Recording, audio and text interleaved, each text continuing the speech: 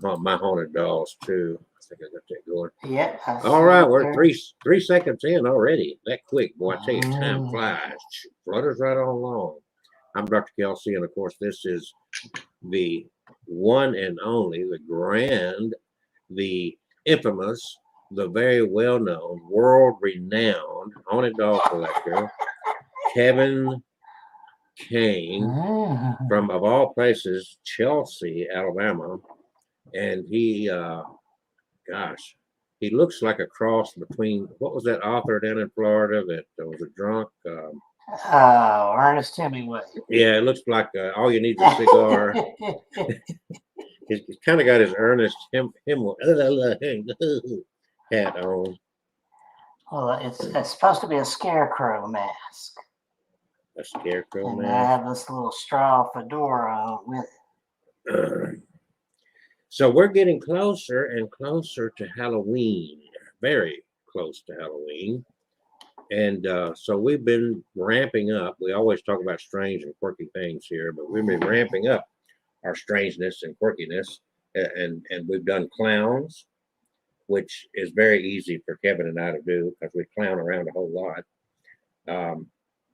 Tonight, of course, we're going to start out with Kevin's new, now injured doll that jumped off a shelf. I think it's a suicidal doll. Broke his fingers except for that middle one right there. I'm not shooting the bird. So anyway, he's going to do a spirit box session on that. So Kevin, I understand that you have you ever been bird watching? Not really bird watching. I've been out and. Do you like birds? I mean, I've sat out and listened to them, but okay, well, not with binoculars. Here's one for you. There's a bird right behind you. Aren't you just over? All right, and we're also going to talk about exorcism. We're going to talk about more than one pertaining and with connections to Alabama, including one who this guy is now deceased, but he was known as the Alabama Exorcist. So before we're going to get started with that, we're going to start with Kevin talking about, well, not talking about anything. He's going to be talking to his suicidal doll to see why she jumped off the shelf and broke her fingers. So here's Kevin, and he's going to be talking to us, or talking to, what's the doll's name? Her name is Becky. And was that Rebecca or just plain Becky? Just plain Becky. Okay, so he's going to be talking to plain Becky. Yes. Are you ready? Yeah. And don't forget to go to myhauntedolls.com and buy one of his 1,800 books. And if you give him extra money, he will give you a 8x10 glossy photograph with his signature on it. And if you give him plenty enough money, he'll give you an 8x10 glossy photo with him and a signature and a bird. All right, here we go. Let's talk to Becky. Let's talk to Becky. Now, in order to do this, I want to get a little more comfortable here. So I'm going to take the scarecrow garb off for now. There we go. This mess out of my forehead there, because I want you to be able to hear me talking with the spirit box. Now, this is Becky, and she just arrived this week. Very pretty doll.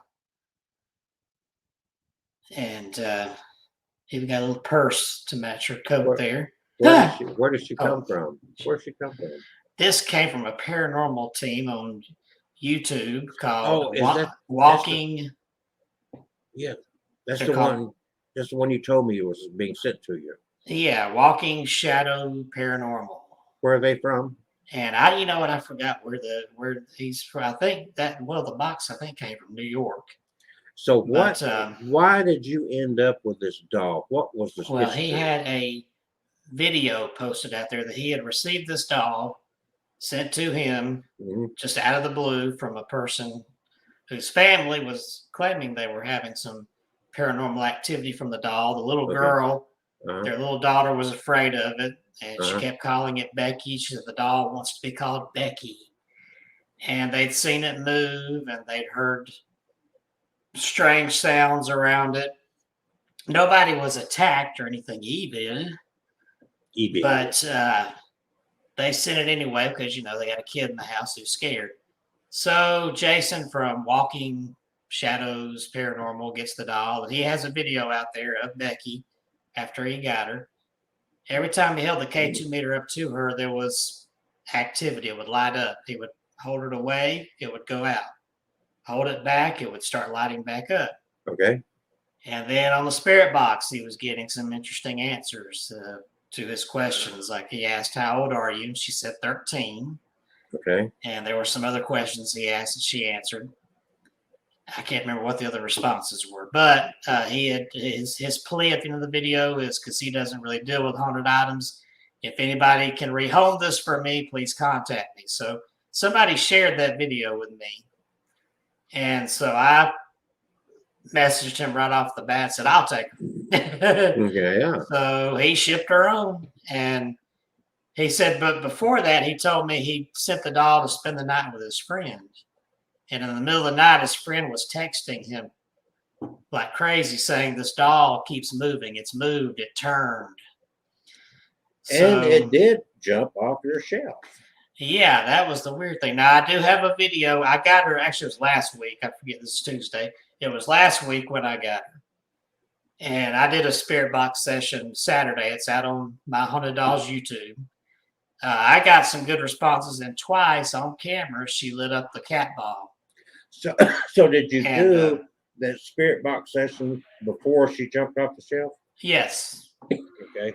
And she gave some, she didn't get, I wanted to ask some of the same questions Jason did on his video to see if I could get the same answers, but she didn't respond to those, which probably, she's probably like, hey, I already got asked that. You know how old I am. Right. So tonight will be only your second time of doing this with her. Yeah. But the spirit box was on, the cat ball lit up. Right. And I said, Becky, was that you? And you hear a voice on the spirit box say, I'm magic. And then the cat ball lit up again. So so that got your attention. And oh yeah. So did you just walk off and leave it, or were you watching this? No, I did it. I stayed there the whole time. It's just a traditional 30-minute video out there. I know sometimes you'll set it up and leave the room or whatever. So, yeah, this time I wanted to be there and do the one-on-one, because I'm getting a lot of people say, I miss your one-on-ones. They like that better than the live stuff. Oh, can I make a suggestion? Okay. No, I mean, really, seriously, I'm very fascinated with this. Why don't we share the video that he made first? Well, we could. And then you do. Is that okay? Yeah, I just hope YouTube don't bump us off. Bunch of bumpkisses. Yeah, but they bump us off when we're doing the movies and okay. That kind of stuff. So yeah. You want me to pull it up and share it? I couldn't find it. I wouldn't know what to look for. You did. Yeah, that's right. I mean, so if you don't mind, am I asking too much of you, Kevin? No, you're not asking too much. Good. All I gotta do is take this little finger right here, and I can just go down here on the mouse. Well, why don't you use her one finger? Oh yeah, should I show that? Saturday, I heard what sounded like glass shattering. Yeah. My dad heard it too, and I run in, and she's on the floor. She apparently had come off that high shelf and was on the floor, and I thought, oh, her head's probably busted. But I picked her up, and there's nothing wrong with her. And you didn't notice till just now. Just now, bringing her in here before I got online here, I noticed it's her fingers. Yeah. All but the birdie finger. Wow. Is broken. That's amazing. So she's flipping a bird. And I found two of the fingers. One of them I couldn't find. But I got the strongest feeling that she does not want me gluing those fingers back on. I think she wants to flip the bird. I think she's sassy. Well, I think she tried to commit suicide and she failed. Did she? Yeah, I think that's what it is. No. She looked around and woke up and said, what am I doing around all these haunted dolls? No. We're going to find out. We're going to watch the video that started this journey for Becky. Yeah. and Kevin. This video was shared with Kevin about the doll that he's now holding in his hand. So a Yes. good starting point, I think, is to start where it all started for Kevin. Now we don't Yes. know who sent it to this guy, No. and he don't know who sent it. He said it was just randomly sent to him. Yeah. With So he doesn't even know anything about it. Yep. So now we're going to go back as far in history as we can before Kevin does his spirit box session Yes. with Becky. And how did you come up with the name Becky? That's what whoever sent it to Jason says that their daughter said the doll wants to be called Becky. Okay, all right. So that's what happened. Just giving as much history as we can. All right, I've got it up, y'all. And here we go. Let me Click get on the the mute audio. off. Yeah, I did. So recently I acquired a haunted doll. Now, I put that in quotes because although I am a ghost hunter and believe in the paranormal, I'm not really sold on the idea of haunted dolls. I'm sure you might see a video once in a while of a doll moving around, make a REM pod light up, but you also see videos of ghosts throwing coffee mugs, and nobody's really blaming the coffee mug for being haunted. And I think that just comes down to one aspect of it, which is that there's this uncanny valley effect when you have a doll. It's very, very easy to put some sort of humanity to it and to blame the doll for it, and even proclaim it to be evil when in fact it's just moving. It's not really doing anything seeming to be evil. And again, no one's blaming the coffee mug to be evil. So but with all I think coffee mugs are evil. I am a paranormal researcher and There you are, paranormal Becky. enthusiast. See, I had to get rid of my red cup because it was evil. And to tell the truth, the stories attributed to this doll really do intrigue me. Now, granted, it's not on the same level as maybe Annabelle. There are accounts of this doll moving on its own. The disembodied sounds of giggling. One toddler even claiming that the doll prefers to be called Becky. In fact, the owners even claimed that Becky's cabinet door would be open when they came back from trips out of the house. She's Wouldn't a that pretty mean doll. the cabinet was haunted? So before you all press the skip button to, avoid my droning voice and horrible pessimism, just know that I am going to do my best to find out the truth about this doll. The disappointment I have here is I cannot see the hand with his fingers. That's a yes. So first up, I just want to inspect the doll. Make sure there's no logical reasoning for things like giggling. Make sure there's no hidden battery pack or anything. See, he just quit We're just fondling going to that see if doll. there's any electromagnetic energy coming off the doll with the K2 meter. Pretty basic stuff. We'll see if there's a spirit that might be able to set off a REM pod while I attempt to communicate. Is there a spirit in this doll? See the K2 light up Yeah, there? yeah. Can you make this meter light up? I couldn't get her to do that when I did it. Why not? I guess she just didn't feel like doing it. Is your name Becky? No.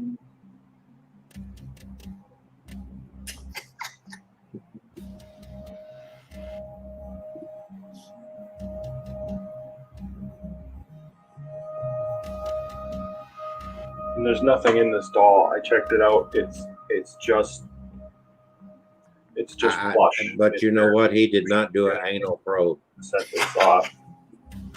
I don't think she wants that. My name's Jason, Becky. His name is Jason Becky? Can you tell me about yourself here? Yes, I have red hair.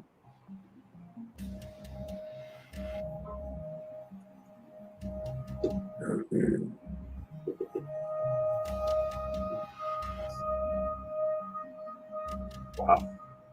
Oh, he's got a pendulum set up in a little Is your name Becky? plexiglass. Look, it's swinging a little bit too. Yeah. I bet he didn't notice that. And he didn't even talk about it, did he? No. The center of the doll. It's all the way up to that yellow, which is like a 3 He milligauss didn't do that for me. reading on the K2. pretty good. I mean, that's a little bit more than you usually get from, like, say, a cell phone. See, he gets the K2. I get the birdie. Seems to be like. Yeah, well, I know what she thinks of you. No, Look at that, and now it's gone. See, like that's not normal. If there was something in there, Whoa, there you go, there you there had go. been something in there setting it off, it would have been Yeah. continuously Yeah. setting it off. Okay, here we go. Here we go. Listen. Are you okay with us talking to you for a bit? No. shh. Who, me? I was told your name was Becky. Is that true? Fuck you. My name's Jason. You can also make this meter light up if you go near it. Wow. That you can try and touch that. It'll beep and I'll know you're here. He's a ghost. The meter went How off. old are you, Becky?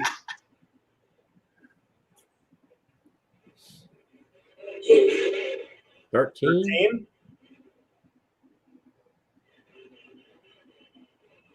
That was pretty clear. That was 13. Are you okay with talking to me today?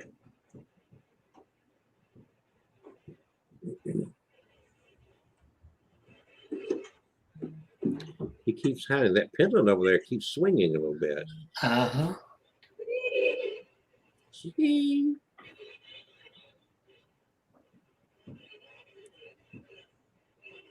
Why did you pick this doll? Was this your favorite doll?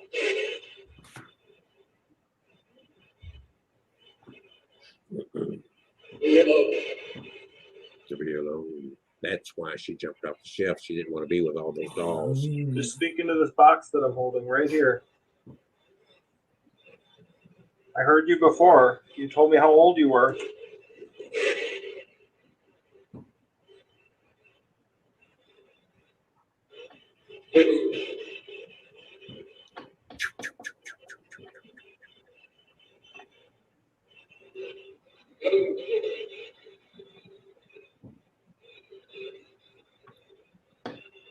Set this right up here.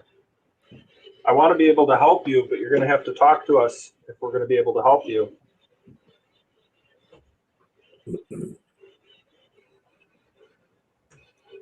Is there anything you want us to do?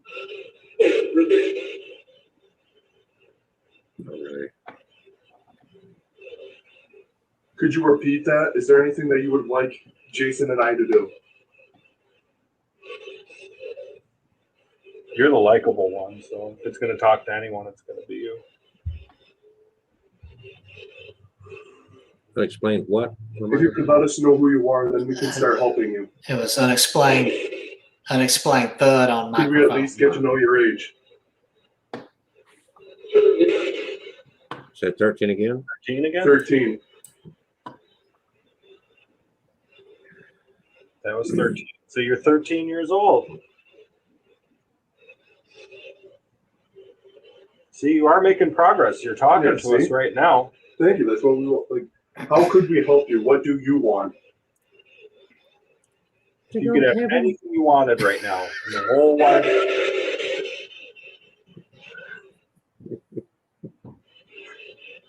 Am I the only one feeling the room right now and how different it feels? Wow. So if you could have anything you want in the whole wide world, what would You that can be? let us know. Let us know. What's those thuds? Living.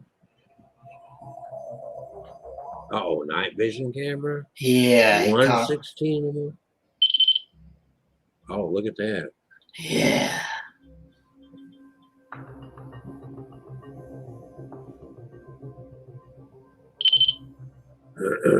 Wow. That's pretty active.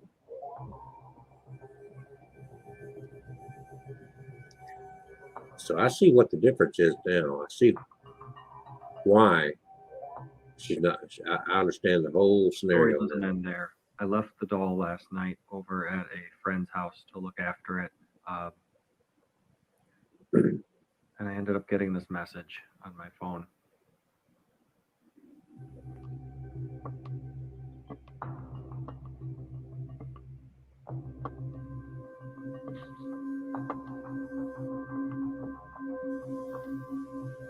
Becky needs a home, just leave a comment on this video and tell me the best way that you Was would me. actually care for Becky. And I will pick one of those people and contact you for you to. So the question is two things. How many subscribers does this man have on his channel where that video is? That's one. And two, how many views does he have on that video?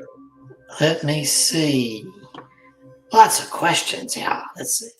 Well, you gotta do your homework. Gotta do your homework. He's got 99 views. And- that and was only- from September. And only 17. 93 subscribers. 95 subscribers. So he's a fraction of your size. Yeah. 1/10 of you. So I'm glad you got the dog, but that was pretty phenomenal. But I think that I've already figured out what's going on. Oh, what's going on? Well, I mean, clearly you need to put that doll in somewhere where it's not around all those other dolls. Oh. I mean, I believe that. Yeah, I'm not playing. I think that's why she jumped off the shelf. It's like, I want out of I here. think she wanted to flip a bird. Well, she did, because you didn't put her. There you go. Oh, there's my phone. You know what? These toll-free spammers. You should have got on there. Okay. It said we got an exorcism. Let's see. Oh, come here, birdie. Well, finger. what? And another thing I was looking for in the video that we could not see There is it is. I wanted to see her hand in the video, and it wasn't there, so couldn't see it. Well, I mean, I've got the. I know that happened here because I got the fingers. Oh, I know. I'm not saying it didn't. They're just curious things. The other, Oh, yeah. but I honestly believe that she needs to be somewhere away from all those other dolls. I got to figure out where that would be. I guess I And, could put her in here. The other thing is that you should use a pendulum next to her as well at some point. I would. I mean, I saw that pendulum move more than once, rock back and forth. And he had that pendulum in a plexiglass thing. Don't be mean to Becky. I'm being mean to. She's being mean to you. No. She's gonna jump out of your hands and break the other hand. She'll have two birds. Two birds, one stone. That's it. Well, that's pretty fascinating. Now, so let's up to date. There is how our friend Kevin connected with Becky. He got Becky in the mail a little week ago, There we go. right? And It was last Wednesday, I think. and then he did one of his 30-minute sessions with her. Yep. A couple of things happened during that session. We don't need to go back and listen to that. Nah. But we're you going have to do it a on my live. channel. We're going to do a live session right now with Becky, who was very active. What state did she come from? I can't remember now. I think that box came from up northeast somewhere. So I guess it's Or where he's Connecticut or located. something. Okay, I think so New York. anyway, so now she's come down south.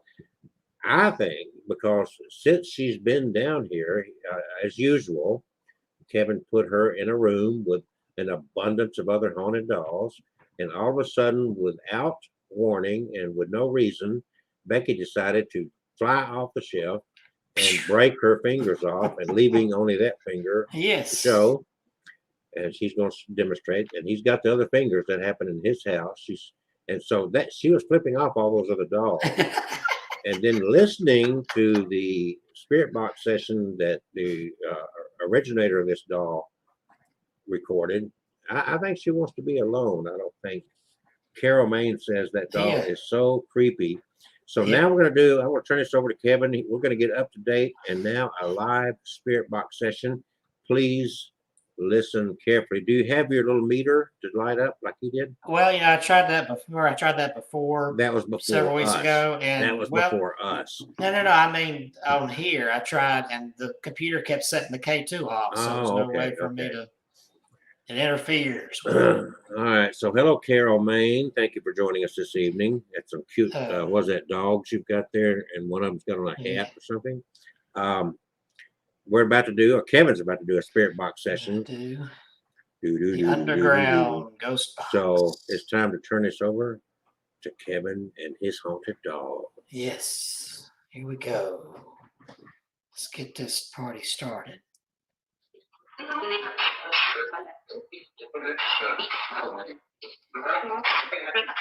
Okay, Becky, we would love to hear from you.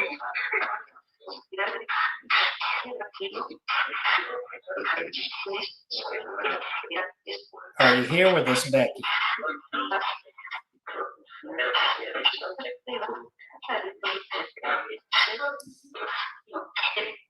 There's a lot of voices on this thing.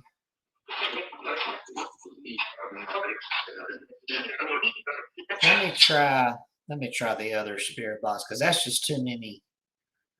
But you know, I want to be able to hear a clear response. So let's do the other. Let's try the necrophonic. The necrophonic.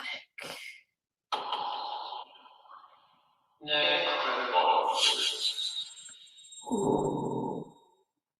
This will keep out all that noise.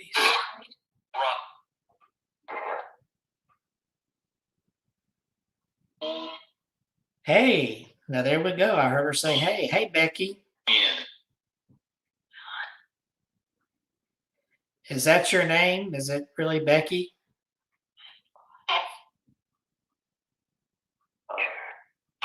Sure.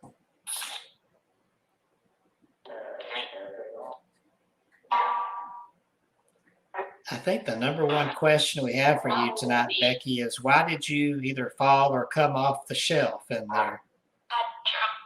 A jump. Did you hear? I heard. She said, I jumped. I thought you said that she wasn't very active there. Listen to her. I did say. Is it Becky or Rebecca? Is it Becky? Is it Becky or She Rebecca? said, what'd she say? See, I don't know if she can hear you asking questions. Oh, you got on headphones. I forgot. Hello? Or hello? Okay, Carol Main just posted she is 54 years old. That's interesting because she said 13 on the spirit box on the. Who? She's 54. Haunted experiences? How old are you, Becky? Hello, haunted experiences. Have a good haunting night wherever you are, haunting That experiences. was a very long response. So what did she say? I couldn't quite tell. How old are you, Becky?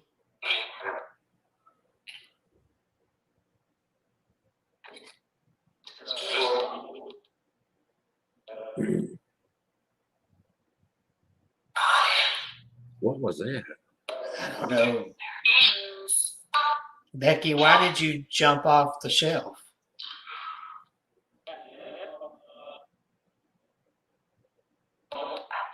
Haunted experiences from the UK is watching.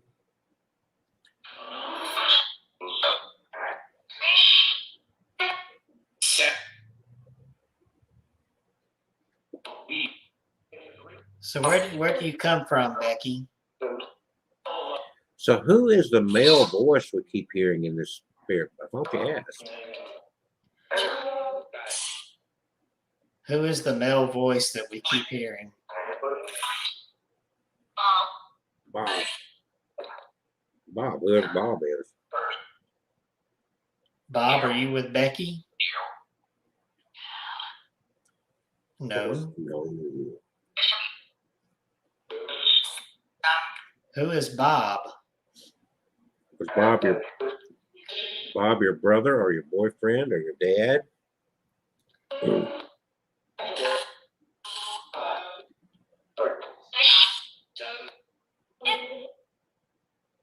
I know it wasn't boyfriend because she gave her boyfriend's name on the spirit box Saturday, What was her boyfriend's but I name? can't remember the name.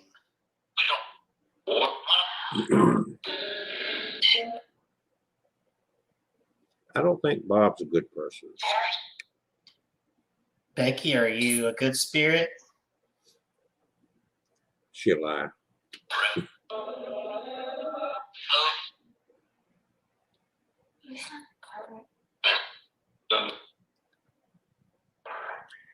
I didn't look that up, but she gave a little response there. So, Kevin, haunted experiences wants to know, why do you think spirits attach themselves to a dog? Either they owned it or it reminds them of somebody they used to know. I know a lot of the dolls that Kevin has gotten have come, and they were the dolls of little girls that traumatically lost their lives, either to an accident or even to murder or to an illness at a very early age. So he's got an abundance of dolls in his house that had that kind of attachment. Had nothing to do with being lifelike that I'm aware of. Had to do with more the history of the doll. Becky, what happened to you? What? Can you say that again?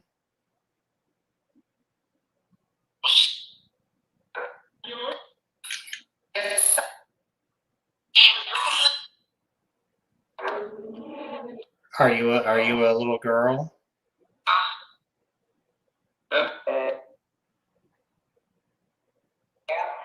Yep. Yep. Well, normally little girls like to have fun. What do you like to do to have fun? Fly off shelves.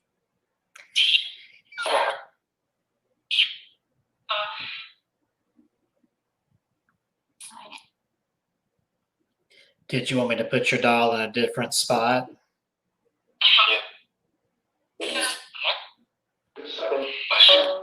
Do something. Well, that got a I lot heard of a couple- response. Couple of yips, and Does Becky prefer to be alone?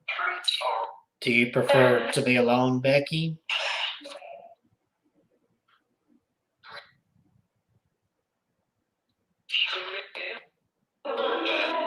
Hard experiences, anything is possible in the spirit realm. Let's just put it that way. I don't think what you're suggesting is common, but it's not impossible. The spirit realm is a whole different program. So if the spirit is from the 1800s, it doesn't have to. It's still around. So what would you like to tell us tonight, Becky?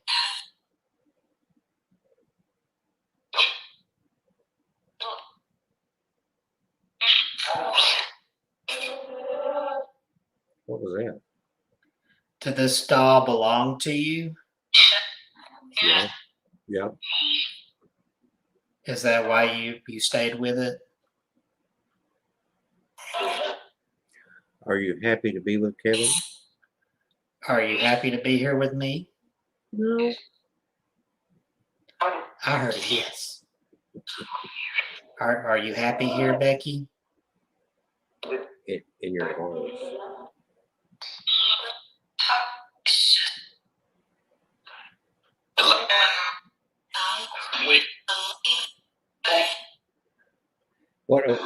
There's a lot of activity around this doll, and sometimes you'll ask a question and Becky will try to answer, and somebody else will override and say, shh, don't want to talk. Who's with you, Becky? Who's with you, Becky?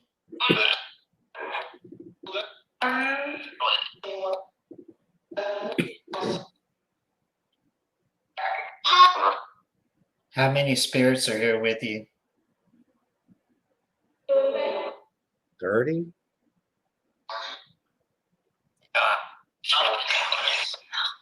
There are male and female around her. I want to ask that y'all let Becky talk. There's no shushing here. We need to let her talk. Are you hearing that? Shush, shush, shush. She said, yeah. Hi. I'm sorry they shushed you, Becky. Is there anything you want to tell us?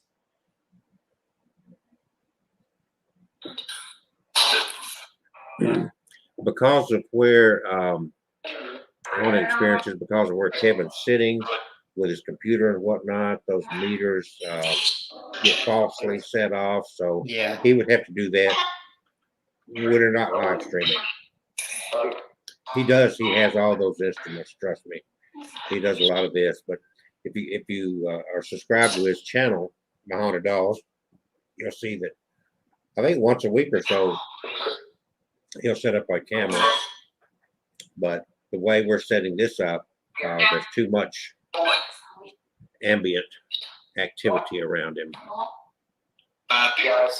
So Becky, do you have any favorites, like favorite games or food, toys? Or do you have a favorite finger? No.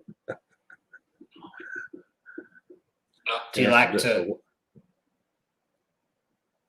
good. to color? How old did you say the doll? Or she says 13. So I wonder if she was 13 when she took possession of the doll, or when if she'd been in the spirit world 13 years. So were you alive for 13 years, or were you a spirit for 13 years?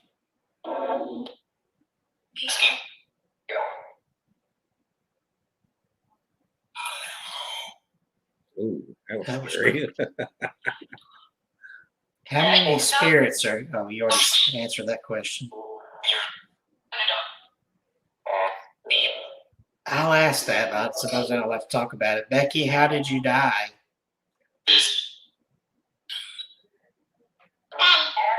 Hi. She probably died from jumping off a shelf. I Is mean, that- she could have fallen off anything. Did you fall, Becky? It,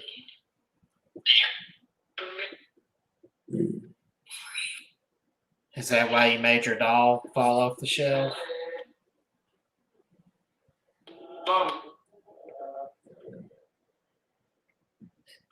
Or is it just because you wanted your hand to look like it was flipping a bird?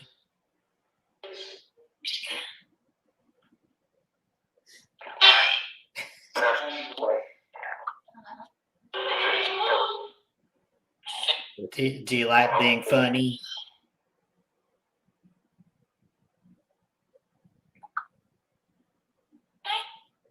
Yeah.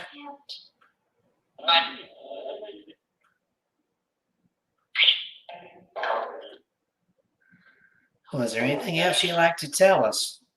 Well, we still got a few minutes.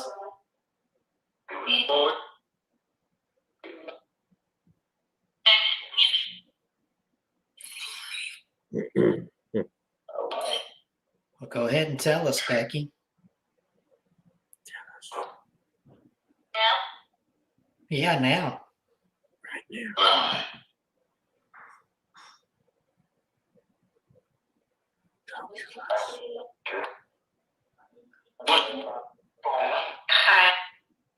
We are here to help you.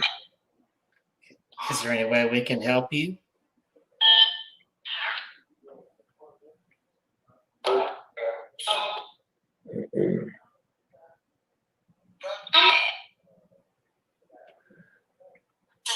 When I hear you, you sound like a happy girl.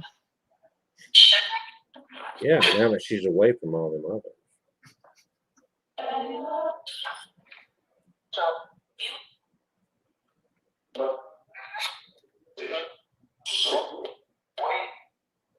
Do you see that funny looking man with a hat on the screen?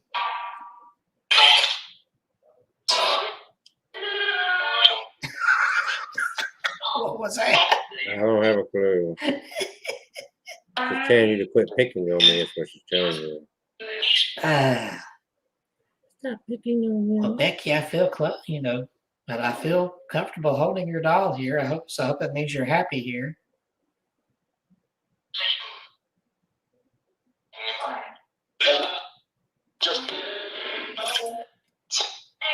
Well, I'm trying to figure out where I can put your doll where it won't topple off anymore. I guess we should get on with our ghostly show. I appreciate you being here, Becky, and talking. I want to say to those other spirits, we're about to shut the door here, so you need to back away. Back away. I want to count down from 5. But And don't then, back off the shelf. yeah, just go back to where you come from. No, that might not be good either. 4, 3, 2, 2, 1. 1. Thank you. Goodbye. Bye-bye. Now let's tell the other spirits to back away. Oh my goodness. Folks, they Okay. like to interrupt little Well, Becky. that was really very interesting. And anybody that's watching this, please, this is archived on all our platforms, whether it be Facebook, Abnormal Alabama. Kevin has shared it everywhere, plus his YouTube channel, myhaunteddogs.com. You can go back and you can replay this. If you catch anything, put it down in the comment section and let Kevin know, because you can take your time, you can pause it, you can go back through it. And there was a lot of activity there. Some of it was very easy to understand.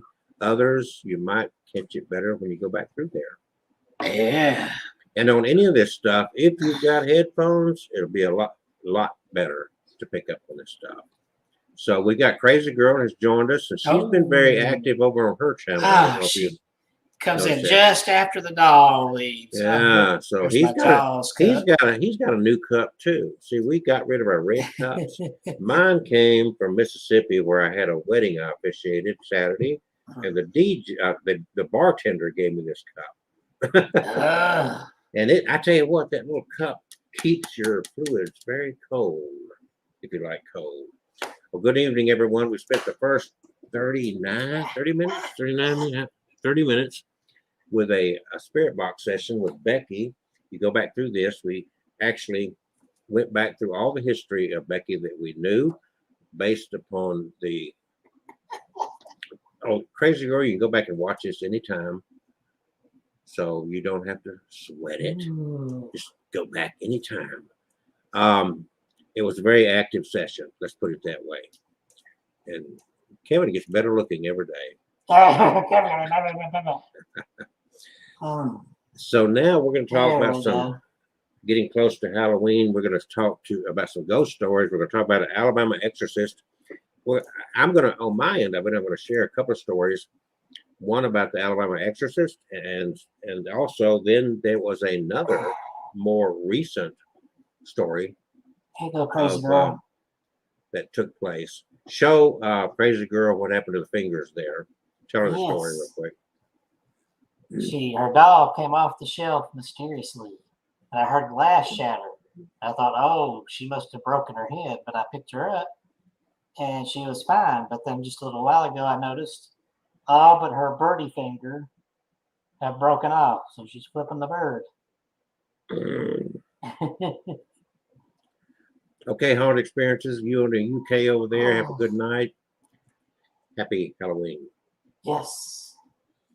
All right, so I want to start this off, and I'm going to put a picture, and from some people in Alabama may actually recognize this fella right here. He died in 2015. So if you were possessed by demons and needed an exorcism, the Reverend Bill French was the man to call in Alabama. French founded the Advocate Ministries in 1974. He was an Irondale, Alabama pastor who helped people escape from cults and occult activities. He was an evangelical exorcist. He claimed to have cast out hundreds of demons out of people, of course. He said hundreds, counseled more than 100 people who claimed to be demonic cult survivors, and all of them with multiple personality disorders. He said, quote, I've seen everything that was in the movie The Exorcist, except somebody's head turning around all the way. His son, the Reverend Michael French, said he dealt with people most folks wouldn't want to stop and talk to. Well, I do that every day because I deal weekly with Kevin, and most people would not want to stop. And the interesting thing about French, and I kind of agree with him on some of this. He did not use a crucifix or holy water like priests do in the movies. In evangelical way, there wasn't as much ritual, but there was a much prayer and faith behind it. Well, he died July 2 of 2015 at the age of 90. He was a powerful speaker, moved in the power of the Spirit, and prayed for deliverance, said Ann Cosper Hammond, the former director of the Birmingham Alive Prayer Ministry. There weren't too many around who had the power to do that. He was big on deliverance. When cases arose of people behaving as if they were possessed, other pastors knew to call French. He called it a deliverance ministry, which we're familiar with that. Most of us are anyway. The Reverend Rick Cooper, pastor of the Open Door Church, that was destroyed by a tornado in 1998, and where members said they were saved by angels holding up parts of the building as it fell, said he often sent people to French. Now, I don't know if you're familiar with that. The Open Door Church hit by a tornado. They were in the church when it was hit, and they claim that angels were there to hold up parts of the building as it fell so they could escape. Do you remember that? 1998. He really helped a lot of people, Cooper said. It's been a transformation of people over the years. Bill just wanted to see all people free. He hated to see people in spiritual bondage. He at times dealt with people whose multiple personalities included demons speaking in deep, growling voices. They were sometimes violent. Once he was praying for a man possessed by demons, and the man grabbed his tie and began strangling him. I never forget one situation, Michael said. He was praying with a lady coming out of witchcraft. They were sitting in folding chairs. She was about 5'2", 120 pounds. French was 6 feet tall, 220 pounds. She flicked her foot and kicked him 10 feet into the wall. Superhuman powers, supernatural. Cooper said any Christian can cast out demons, but it's not for the weak of heart. That's in the realm of all Christians, Cooper said. It's about not being afraid, being confident that God will back you up. Bill had a special anointing and gifting for that, and he was called for that. He definitely had that. Christians who believe in demon possession believe there is a spiritual element to mental illness. I believe there's mental illness, Cooper said. The brain is an organ like any organ. Also, I've met people where there were definitely a force behind the things they did. If Jesus believed in it, we need to believe in it. There's a spiritual warfare going on. There are demons and entities that stand against us. Some things are medical conditions explained by science. In some cases, it is. In some cases, it's a presence of evil. It takes a very special person to deal with such hard mental and spiritual problems. You have to be strong. French was casting out demons at the height of a frenzy about satanic possession. In 1985, an ABC TV 2020 show about Satanism set off waves of panic and media attention that culminated in Geraldo Rivera's Devil Worship special in 1988. Other Geraldo segments in 88, 89, and 91 followed up. Sally Jesse Raphael did episodes on baby breeders in 1989 and devil babies in 1991. Oprah Winfrey did programs on the subject in 86, 88, and 89. Canadian psychiatrist Lawrence Posner wrote a 1980 book about women bearing children for satanic sacrifice called Michelle Remembers, the first satanic cult survivor story. Maclean's magazine in Canada did an expose on Michelle Remembers, interviewing relatives who lived with Michelle Smith during the period she described, but that were never mentioned in the story. Christianity Today noted that investigators had been unable to verify any cult survivor stories as true and examined the hoax possibility in a 1993 cover story, Memories of Satanic Ritual Abuse, The Truth Behind the Panic. The evangelical magazine Cornerstone published exposés of Satan's Underground, author Lauren Stratford, and evangelical Michael Warnke, who wrote The Satan Cellar. At the time, French told the Birmingham News some of the hype was over the top, but he insisted the demons were real. I believe there are frauds, but they've reached some wrong conclusions, French said at the time. There are frauds here and there. That doesn't take away from the real incidents that are taking place all over this country.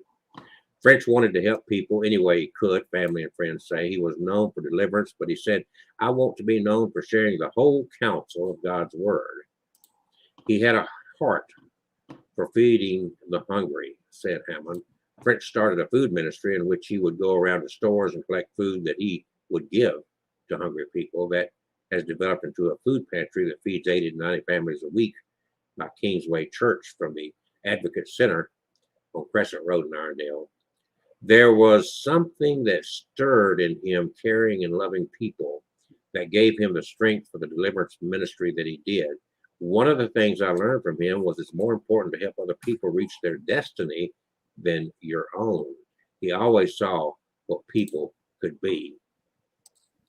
Bill and Michael French co-wrote a book called Remedy, Freedom Through Deliverance, to help explain demon possession. It's been very misunderstood over the years, Michael said. I watched people misunderstand him. I watched that fear of exorcism, deliverance, and demons.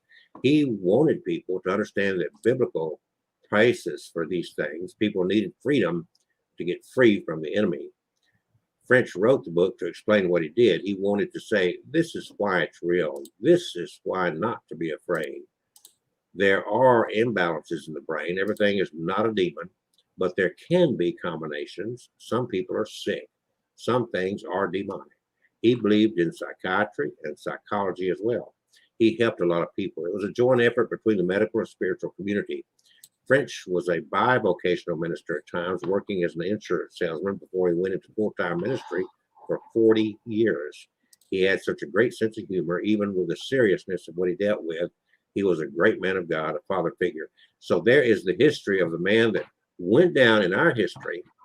He died at 90 in 2015, and he was known as the Alabama Exorcist. And there are books, one book that he wrote about his deliverance ministry, as it's called. I'm going to now, after sharing that all too real story of an Alabama exorcist, turn this over to my dear friend and cohort, the masked haunted dog guy, who is going to talk to us about another urban legend ghost story in Alabama. Alabama.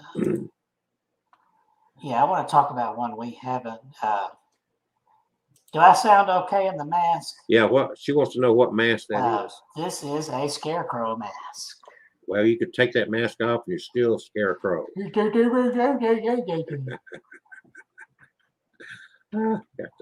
Watch out, Okay, I guess since if you can hear me okay, I'll tell the story without removing the mask. Okay. This is going to be, okay.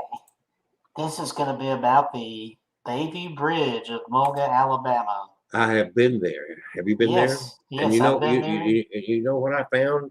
What did you find? There was a crack whore prostitute trying to I'm serious. I'm dead serious. In the middle of the night, use the excuse of approaching me in the middle of nowhere, where you know that bridge is, dark road, and here comes this clearly a not right, scrawny little young woman who started a conversation of, do you have a cigarette? Do you have a cigarette, sweetie? Walking in the middle of nowhere for a cigarette, and, you know, and winking at me like, you know, you want to party? So yeah, that bridge is haunted. That's absolutely haunted. Bayview Bridge. Yeah. Okay, I did take the mask off because that latex is making me sweat. So I'll go ahead and read the story here. Bayview Bridge, the bride of Bayview Bridge. Bayview Bridge is located in Mulga, Alabama. Not Volga, it's Mulga. That's what I said, Mulga, Alabama. Yeah, it sounds like you're talking about a vagina. A small town not even 20 minutes outside downtown Birmingham.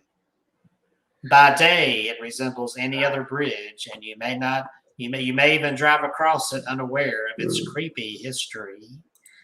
Now, this picture that's up there on the screen now is the old bridge, but it's been changed. It's not a covered bridge anymore. Let me put the new. There's what it looks like today. Your average cement bridge over that lovely lake. So the other picture was a very old picture. Yes, that's an old nighttime picture of the covered bridge. In the daytime, as it stands now, it's not. It doesn't look like anything. Yeah. So the locals have sworn for years that Bayview Bridge is haunted, with claims that a ghostly bride occupies the same area. Many of the people of Mulga have lived their entire life here with family roots that run deep. So if you bring up the bride of Bayview Bridge around the locals, odds are they not only know the main story, but could tell you about all the variations and sightings that have been passed down. As with all tall tales, there are several accounts of the haunted circumstances surrounding Bayview Bridge. One of the most popular versions takes place in the 1940s. It tells the story of a young woman who had hired a dressmaker for her wedding. She did not have a car, so she decided to take a nice walk to the dressmaker for her final fitting. Tragically, she never made it back home, as she was attacked by a pack of wild dogs roaming the area. Her violent death led to her spirit staying stuck near the bridge for all eternity. Another version says that same girl had second thoughts about her impending marriage and was a runaway bride. As she fled the altar, she was run off the bridge by a car. Others say she was driving after the wedding with her husband when she crashed into a guardrail, killing them both. This prompted her ghost to forever search for the groom around the bridge. The last version states that the woman was a young mother who was driving across the bridge with her child. There was a car crash, and the mother survived, but the child died. When the woman eventually passed away, her ghost returned to Bayview Bridge to search for the child. When it comes to actual sightings of the ghostly bride, they are few and far between. However, certain drivers have reported seeing handprints form on their windshields while driving over the bridge. There has even been an incident where a brand new car came to a dead stop on the bridge for no apparent reason. Misty figures were supposedly seen by the driver before the car started up again. How true is this story? The only way to know for sure is to head out to Mulga and inspect Bayview Bridge for yourself. That is, if you're brave enough. And I did go out there when I was still a teen in 1992. Late one night, I went out there in a car with a couple of other people, and we drove at the stroke of midnight across the bridge because the version of the story we heard is that you see her walk across the bridge the stroke of midnight.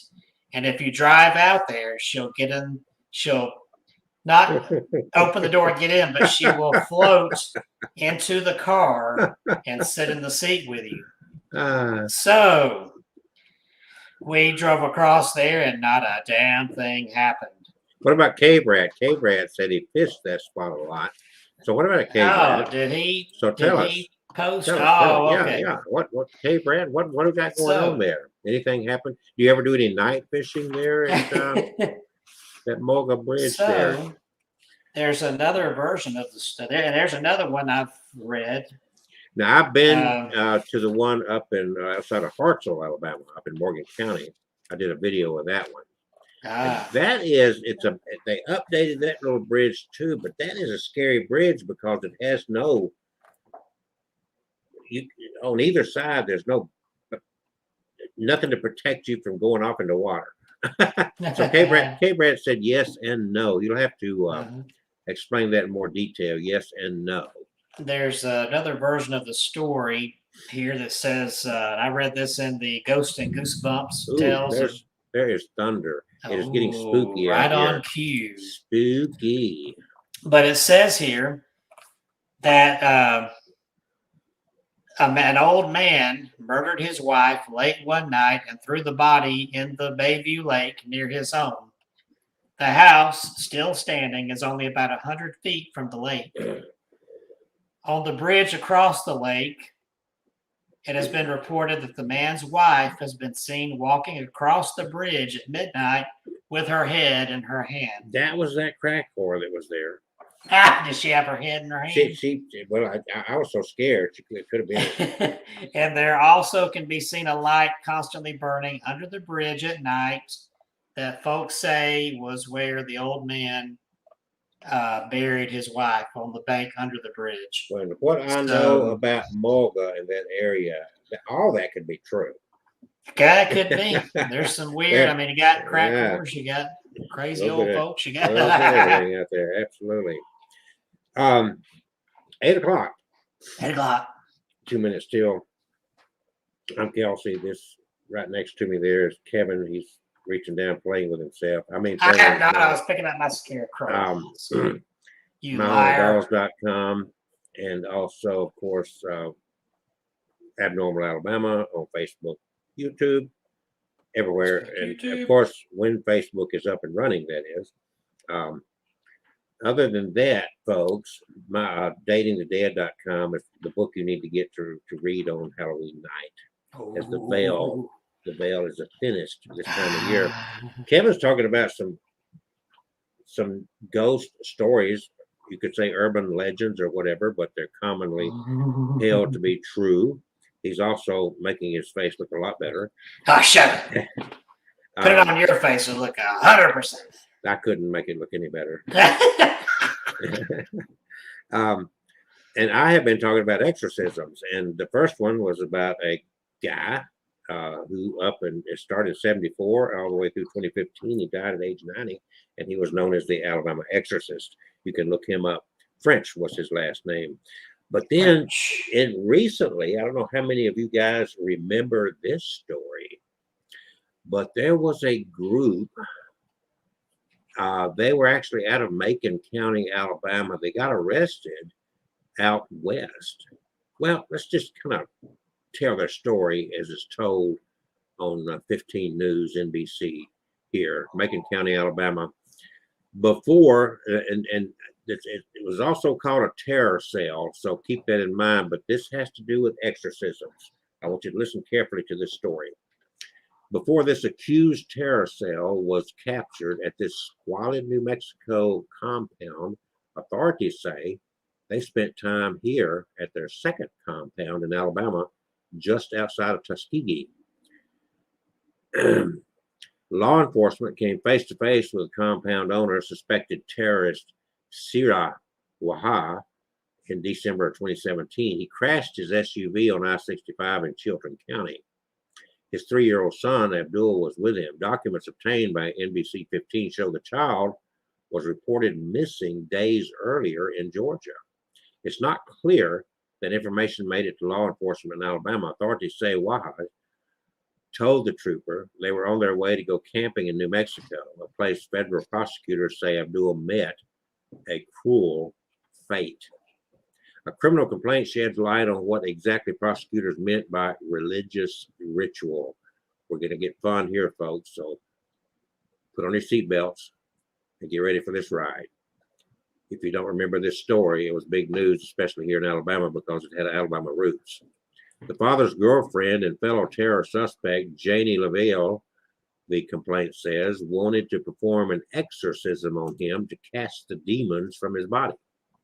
After which, the complaint said, he would come to life as Jesus Christ and instruct them on what corrupt institutions to target in attacks, including military, law enforcement, and financial institutions. What's up? Look who stopped in. Walking Shadows Paranormal. He says, can't stay long, but saw you streaming. Hey there, Walking pop in and Shadows. say hello. So this Walking is the guy. Shadows. Becky, we had Becky on. You got to go back, Walking Shadows, and watch this from the beginning. We did a spirit box session, and it was very lively. And also, since Becky got home to Kevin, she jumped off a shelf. Show her the fingers. Yes, I noticed this just today that she now now has the fingers broke off except for she literally jumped off a shelf. The birdie finger. Yep. No reason at all, but my suspicion is that she did not want to be in that room with all those other haunted dolls. She wanted to be alone. So she jumped off a shelf. Anyway, go back and listen to this when you got time. It'll be archived here, just like yours are, Walking Shadows. And we did play your video at the beginning of the show, just so you know.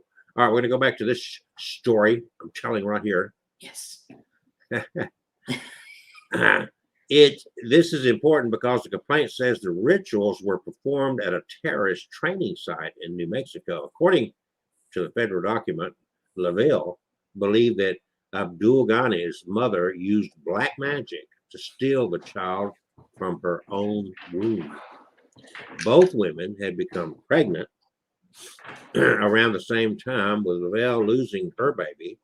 It was that black magic belief that led Lavelle to think that Abdul Ghani was possessed by demons and in need of exorcism.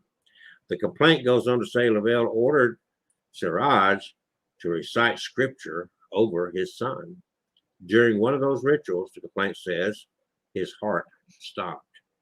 The victim, Abdul, would begin to choke and have white foam or slime come out of his mouth. Authorities say Abdul had a medical condition that caused him to suffer from frequent seizures. The boy's mother says Siraj took him to the compound without bringing his life-saving medication. He needs his medication. He needs everything. The boy's grandfather, a New York inman, says he couldn't believe the news. To me, there's something obviously happening, some mental disorder to me that doesn't seem like them. So that was a Alabama tie to a very strange religious exorcism ritual type thing. And if you go to mynbc15.com, they've actually got a series of videos, 5 parts, telling this story. Well, actually 6 parts, but I think these are videos here. We'll click on one, and there you go. You can watch all these. So there you go. And I'm going to turn this back over to Kevin, and he's going to tell us some more haunted stories. Good to see you, Walking Shadows Paranormal. Yes. Yeah, it was. That was awesome. I hope you saw our response there. And he can go back. They can go back, I hope, to, yeah. All right. So, the one I'm going to share, another Alabama hot spot. Oh, where did I thought I had the picture up here ready to go. Let's get, here we go. Beautiful, beautiful old mansion built around the 1850s called Sturdivant Hall, located in historic Selma. Got everything civil rights history and other history down there. You got that beautiful, was it Live Oak Cemetery? In Selma. In fact, a lot of people don't realize it, but we can talk about that later. But we have our highest ever elected official. Our highest ever elected official is buried at Live Oak Cemetery in a little mausoleum. William Rufus Devane King was the 13th vice president from Alabama that you don't hear much about in Alabama, and there's a story behind that. Oh. Reason Alabama don't want to talk about him. But he served under Franklin Pierce. Well, the story I'm going to share here was, there's all kinds of versions, but my favorite's always going to be the one Catherine Tucker Wyndham shared here. And then I'm going to follow that with my own experience because I've visited this beautiful home 3 times. The first time, well, actually each time something strange happened. But let me tell you something strange that happened to me there. Oh. I officiated a wedding in the backyard there. Ah, okay. And what happened? Man. Can you believe it? They got married. They tied the knot. They tied the knot right there at this old home. How strange and uncanny. You've been in the backyard, right? You've been in the backyard there? Yeah, I've been already. Yeah, have you been kind of in that basement area in the back there that had the statue? I haven't. There's a little golden-like statue that the rear end faces the window. If you're outside, you look at the rear end of this statue, like Pan or something. Yeah. Is that right? Am I at the right place? I don't know. I mean, there's a statue back there. Yeah, it's kind of a ground level. I say the basement. It's kind of ground level. The window looks right out into the garden area out back there. Yeah. Because that whole back room that you see back there, isn't that kind of like a garden room, sort of? Kind of. Well, a lot of windows. back now, sticking out back there, you're probably seeing part of what used to be the kitchen house, but it's now the gift shop. Okay. And it's got outside the back, it's a big brick patio with a fountain in the middle. And then the gardens wrap around from back there around the sides. Yeah. And but there's a statue back there, so I thought you're probably talking about. Yeah. Yeah. It's been a long time. It's been several years ago, probably a decade ago.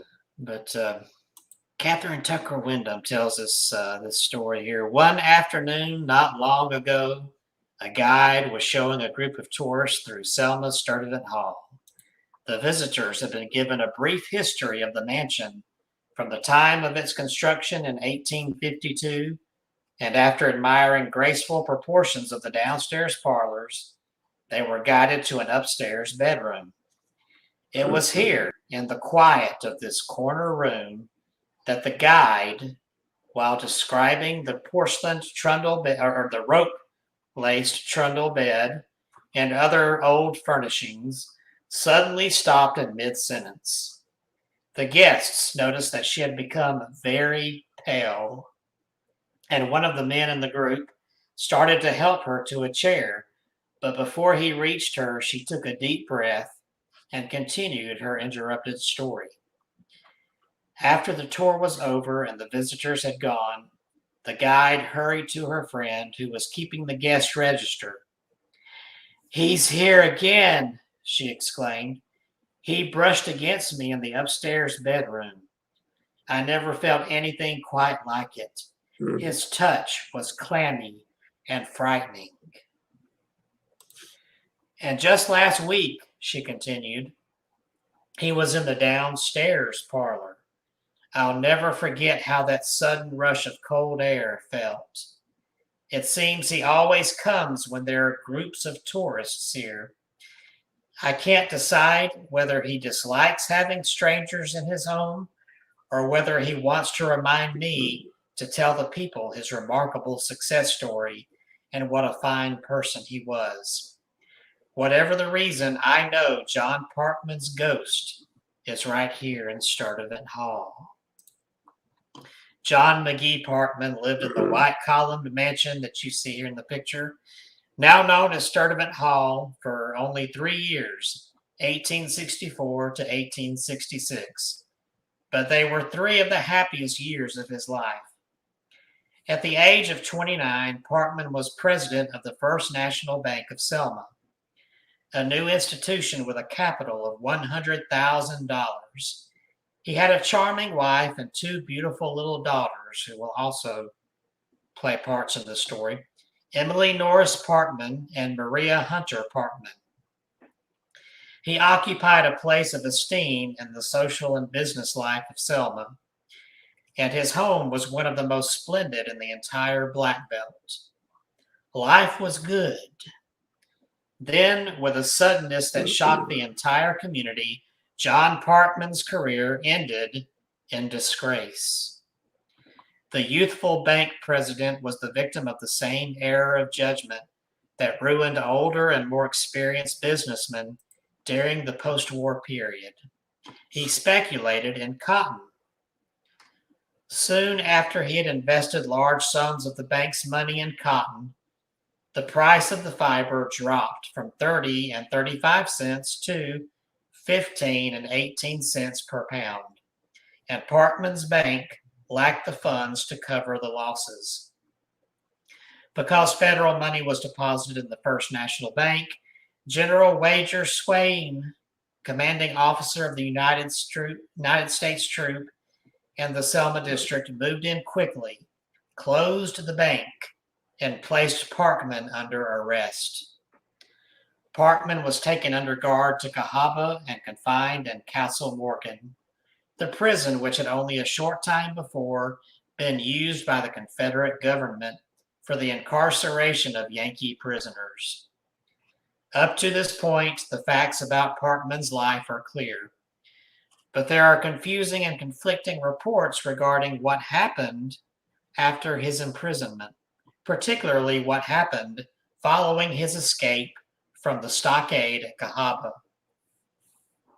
According to one story, friends in Selma, Men who believed that Parkman's poor judgment did not merit such severe punishment arranged for his escape from Castle Morgan.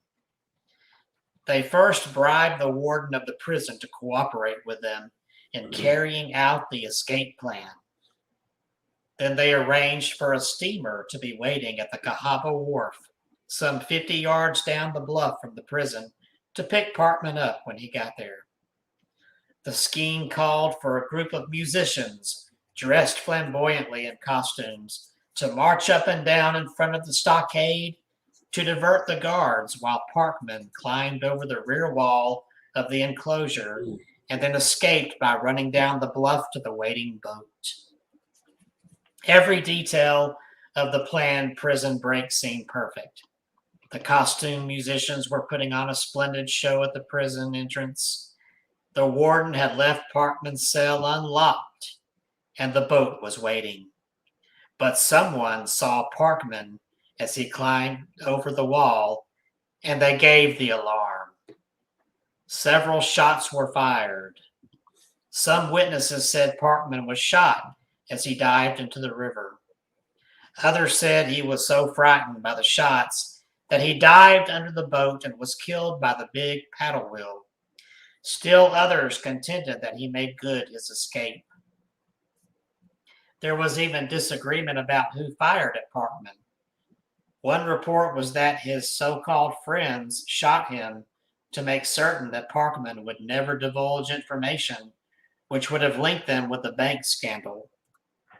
These friends, one story relates, claimed his body in secret and, hidden by thick shrubbery, buried it at night near a scuppernong arbor at the rear of Sturtevant Hall. Another more romantic but less plausible story says the young man's body was swept away by the current down the Alabama River, and that it finally lodged in the low limbs of a willow tree. It was the same tree, the story states, whose limbs had broken the window in their stateroom when Parkman was bringing his bride up the river from Mobile to Selma aboard a luxury river steamer. If there are questions concerning Parkman's death, there is little question regarding the return of his ghost to his beloved Sturtevant Hall. Students of the supernatural say the ghost came back to try to clear Parkman's name of the blemish cast on it by his handling of the bank's funds, and perhaps the theory is right. He did not return to Sturtevant Hall immediately after his death. In fact, it was not until after his home had been sold to Emil Gilman, about 3 years after the Castle Morgan episode, that Parkman's ghost first visited the premises. The property, for which Parkman had paid $65,000 when he purchased it in February 1864, brought only $12,000 when it was sold to Gilman, and the transaction left Parkman's family destitute. Servants in the home, many of whom had been employed by Parkman, were the first to be aware that his spirit had returned. They refused to walk through the back lot near the carriage house after dark, and even during the daytime they avoided the shadowy area with its thick growth of fig trees and scuppernong vines. "Mr. Parkman's there," they would answer when asked why they skirted around the back lot. "He's come back. He's walking." 3 or 4 of them stoutly declared that they had seen Parkman walking about in the orchard. Others were equally firm in their assertions that they had seen him on the side portico, leaning against the iron grillwork railing. And still others told of having seen him quite distinctly gazing out from the cupola atop the house, which is that little structure on top of the house there in the picture. That's where Parkman would go up and often sit and gaze out at his property. They say they saw his face still peering out after his death. All of the servants who talked of having seen Parkman affirmed their belief that he was buried near the Scuppernong arbor and that his restless spirit roamed from that grave. Even when they were told that Parkman was properly interred in the family lot in Live Oak Cemetery, they kept insisting, "Oh no, Mr. Parkman is right here. He's buried under the fig tree by the arbor, and he's troubled and restless. He's mighty restless." It must indeed be the restless, troubled ghost of John Parkman that wanders through the spacious rooms and around the grounds of the home he loved, appearing only when crowds of people are present. Is he objecting to the intrusion of these strangers in his home? Is he trying to play again the role of gracious host and just welcome them? Or is he seeking a defender, someone who will clear him of the stigma that has marred his good name? But not just his spirit roams those halls, for his 2 daughters I mentioned earlier. Not many years after his death, both daughters at a young age died from different illnesses at different times. And after they died, their small spirits were said to come back as they looked when they were small children, and they have been seen roaming the halls and playing oftentimes in the old nursery where a couple of their dolls that they owned are on display. Those dolls have been seen moved about in different places. When I visited there, I guess that was about 5 years ago, on my second visit there, we were allowed to actually pick up those dolls and hold them, myself and a couple of my paranormal team members. Really? And let me tell you, when you hold that doll, you get this eerie feeling over you, like somebody is standing there looking up at you. And people have walked by that nursery room. They say they walk by, and out of the corner of their eye, they see 2 little children sitting in the middle of the room playing. When they stick their head back in to look, there's nobody there. But my first visit there, I'll go ahead and take the picture off here. My first visit there, I was walking around outside after the tour. I was by myself.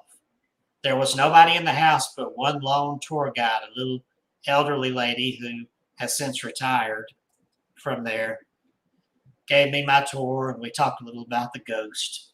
And I walked outside and was walking the gardens, and a lot of guests have reported this, just the same experience I've had there. I was standing they've got a beautiful brick pond on one side of the house in the garden.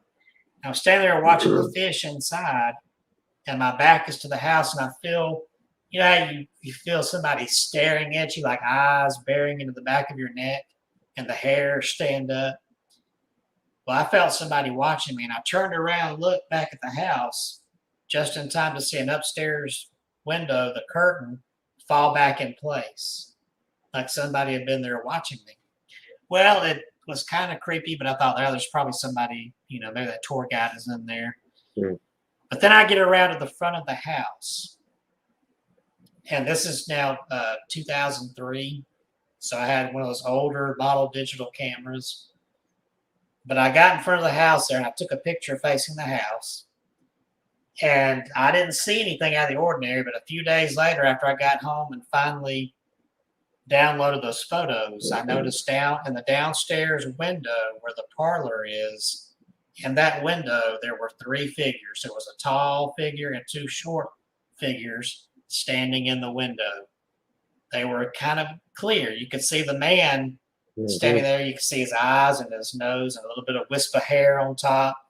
You could see the ruffled front of his silk shirt with a coat on, like they wore back in those days.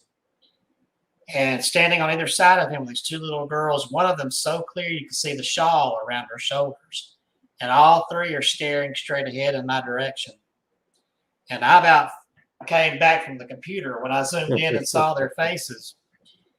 And so I immediately sent, because, I was still kind of old school back then, I printed out the pictures on photo paper, because at that time I didn't know how to, well, I don't know if in 2003 you could attach an email, but if you could, I didn't know how.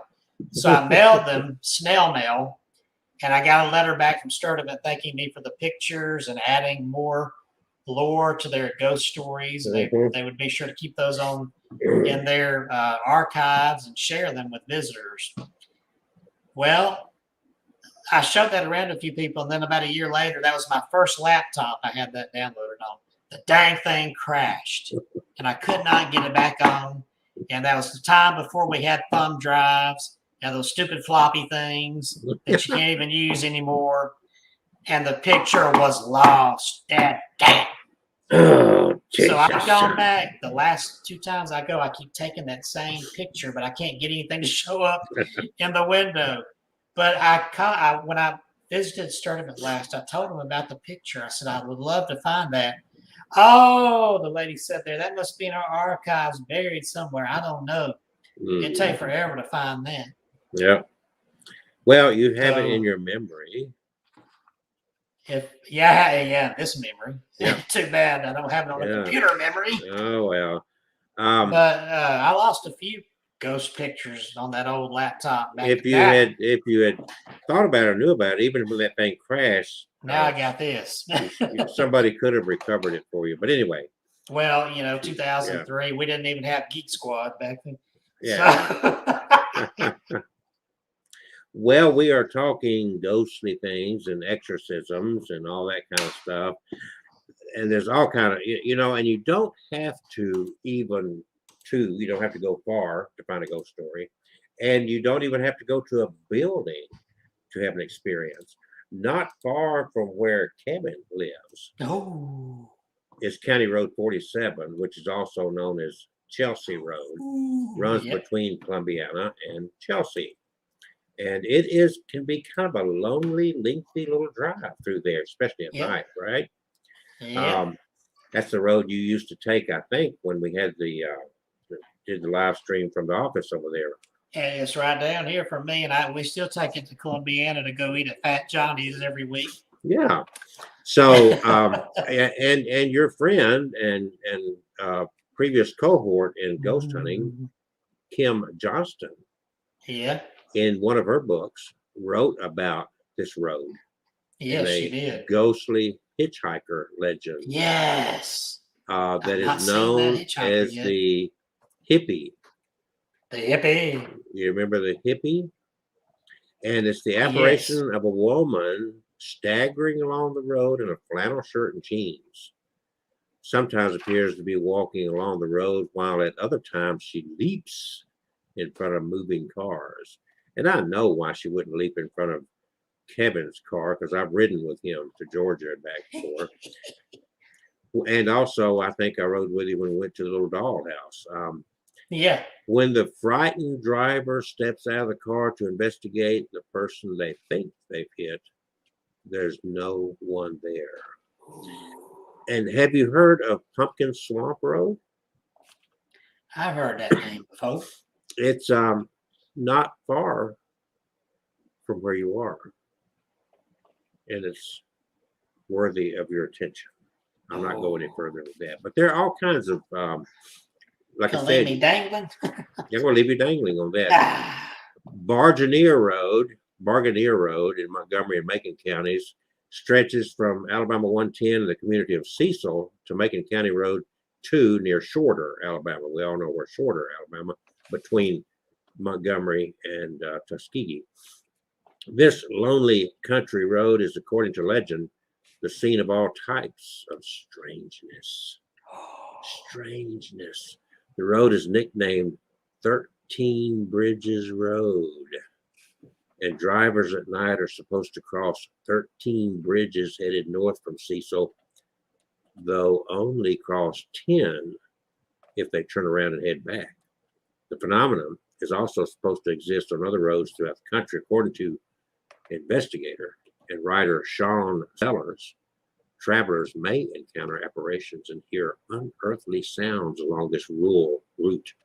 In fact, he experienced an eerie feeling during a visit here when he was in high school.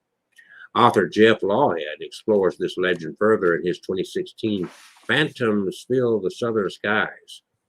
He notes that some drivers have hit a dog, gotten out to examine the dog's carcass, and seen the apparitions of a woman and a child off in the distance. A teenage boy was taken out to the road some years ago and left standing alone on one of the bridges. After sensing a presence, the teen looked around for his friend's car and discovered that he had mysteriously moved from one end of the bridge to the other. So that's just a couple of stories. You don't have to go to a building or even a cemetery. You could just drive along a country road and experience the paranormal, ghostly phenomenon in Alabama. There's enough stories here, and Kevin's going to tell some more in our last 30 minutes, but there's enough stories here that you could start right now. And every night leading up to Halloween, you could visit another haunted spot in Alabama, a lot of them close to where you live. Oh, I got a story here called Scratch, Scratch, Scratch. Yeah, would you scratch my back? And this comes from Coffee County, Alabama. Back in 1888, each man in the county had to work on county roads for 10 days out of every year. T.M. Stroud from Elba, Alabama, was working his 10 days with 2 other men. They were camped for the night at Woodland Grove Church in Coffee County. There was a man buried in the cemetery of Woodland Grove with an unusual story about him. It seems that before he died, he ordered his casket and had it made where you could take off the top and slide back a panel and view his body. He requested that he be put in a vault above the ground, and every 10 years his family must slide back the panel and look at him. The family obeyed him 4 times and finally decided to bury him underground. This particular night, T.M. Stroud and the other 2 men had eaten their supper and prepared beds in the back of the church in front of the altar. As they turned out the light, they heard a scratching sound, similar to that of a dog. They lit their lanterns and went outside and searched under the church where the scratching sound had come from. There was no dog. They retired again, but the scratching continued, louder than ever. Scratch, scratch, scratch. It sounded as if it came from the front door this time. They got up again and searched the church again, but heard the scratching once more in the top of the church. They checked the church one more time and checked the grounds outside the church to see if someone was trying to scare them. They found nothing at all. They retired again and were almost asleep with the scratching still going on when they heard a window suddenly rise. They jumped up and no one was around. They don't know why the window went up as it did, or what would cause it to go up on its own. Finally, they tried to ignore it and go to sleep. In the middle of the night, they heard a tree fall right near the church. The next morning, they searched for the tree for 2 hours, but never found one, even though they distinctly heard the loud crash the night before. The 3 men think that it was this old man, the old man in that vaulted coffin, trying to rise out of his grave in anger that his family did not continue to respect his wishes. And that is just probably one of many of Coffee County's ghost stories, and one of many millions of stories we probably have here in the state of Alabama. I've not even heard all of them, I'm sure, and I've read many a book on the subject. and you got, here's what I've learned over the years: not every story is shared. A lot of people don't want to talk about what they've seen and heard, and a lot of people have an experience and live in denial of what they've experienced. Yes, they have. And so a lot of stories don't get told. And then some get Nope. told and just don't get passed around. Maybe the storyteller was not as exciting as Kevin was, or but for one reason or another, yeah, there you go. See how exciting that is? But yeah, there's an abundance of these stories, and you go back and you can go back in history. Before the Shelby Hotel Oh, at the Shelby Shelby. Ironworks, before it burned down, I had done you could just walk in there, and I'd walk the grounds, and I did a video of probably one of the last videos that was ever done in there. I did a very detailed video, daytime video, walking through that 2-story monstrosity of a building that at one time was a well-known establishment that even governors and their wives and well-known people stayed there. And Shelby used to be a real hot spot in Alabama. But at any rate, in the middle of that, I caught a disembodied voice on my recorder. And this was in the middle of the daytime. So you just never know. Shortly after that, well, within a year, I guess, of that, that place burned to the ground. So it's nothing but ruins there now, except there's an old building in the back that somebody suggested at one time was a post office. It's hard to tell. And then another old structure that was to the right of it. It's all grown up there now. It's right next to and across the street and next to Shelby Ironworks, a little park there they have for Shelby Ironworks. A lot of history in Shelby there. And then Yes.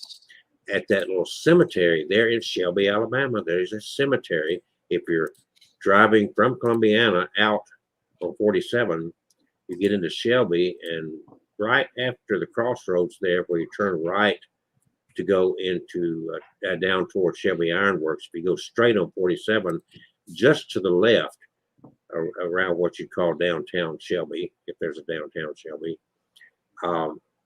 just a couple of blocks off there is a old cemetery. That if you like cemeteries, I did a video there and found I've got a very interesting video about that on Abnormal Alabama. That's been 3 or 4 years ago that I did that. So you don't have to go far to have these experiences. You got to stay tuned in, and you got to be diligent. As I'm sure Kevin would agree, you're going to have more boring time than you're going to have exciting time, really, because there's going to be a lot of nothing going on. And then sometimes about the minute you get bored is when something will frighten the hell out of you. Yep. Did you Now, know? You and Kayleen and Yep. Frank and Kathleen did a little abandoned house there in Shelby. Yes. Remember that? What was that story? What happened there? I know that the building we were in, there was a big house right down the road there. That was all used to be one property. There used to be a plantation home there, and I guess it was gone years ago. And now there's a more modern house there. Mm-hmm. But the old shack is still there that we were in. That's supposed to be the old servant's house. Mm-hmm. And apparently, across the street from that was an old hanging tree where that plantation owner used to hang servants. And No, we wouldn't do that in Alabama. not in Alabama. So in that house, yeah, that's where one of the slaves lived with his family. Didn't y'all find a dead cat in there? There was a dead cat right outside. That dang thing stunk. I had to come home and spray out my nostrils and shower and wash them clothes, even wash my shoes to get. It was that bad. It was that bad. It was. I mean, it was outside, but it stunk that whole house up. Well, that was a very hot, sweaty time of year. I think y'all were in there. The nighttime was like 85 degrees at midnight. But one of the pictures, I think, I can't remember, was it Catherine or Kayleen in one of their pictures, and I'm in it, and I think it's me and Kayleen are in it. Right behind me in the doorway, it looks like, if you brighten up the picture, it looks like this hazy figure of a man without a shirt on, hanging from the ceiling. Hmm. I'm sure you saw it. Catherine shared it with us. And I don't know. I don't remember the story there, but the people that live there now that called us out there said they had some spooky goings on. They'd seen Yeah. some apparition-looking things out there around Yeah. that house. Well, they had actually just kind of stopped by our office one day. Oh, okay. That's how we didn't fish them out. They knew that we were there in that office. And they stopped by one day and, hey, y'all got to come over here. And, you know, so that's when that went like that. Now, that was an abandoned place. It looked like there were, I did not go with y'all, but it looked like there were all kind of stuff in the little house. And you had to It was filled up with storage junk I was going to tell you, speaking of that, abandoned places, do you know right across this highway from me, you remember the day we went to the doll house cemetery and we drove out of here right up 30, what is this, 39 from my house. Catherine pointed toward the woods. There was a fence and a gate with a do not trespass. She said that's the old clinic out there. She said it was old.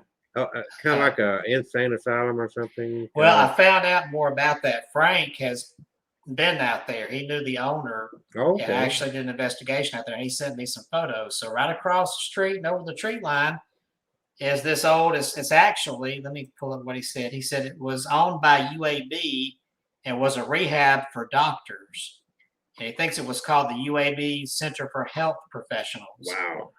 And that's what it looks like over there. Look, it's got this building. That's one end of it. That's almost walking distance from your house. Yeah, and there's a beautiful lake still outside of it with a pier there. Well, we need to go out there, and I need to fly my drone over there too. Inside is all graffitied up. Oh and no, that's so unusual. Since Frank has been there, he said part of the building, one end of it collapsed. But he caught some interesting EVPs out there that he shared with me. And they say some of the doctors who died from their addiction or possible suicide there, their ghosts still roam.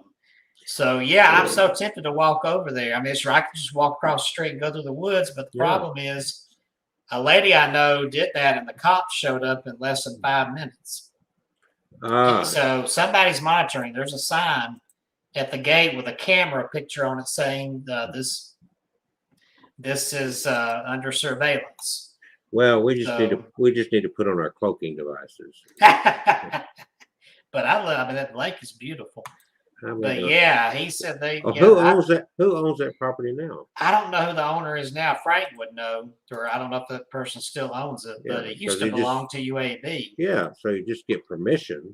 You know. Yeah, we could get permission. Frank could probably help with that. But what is Frank up to now?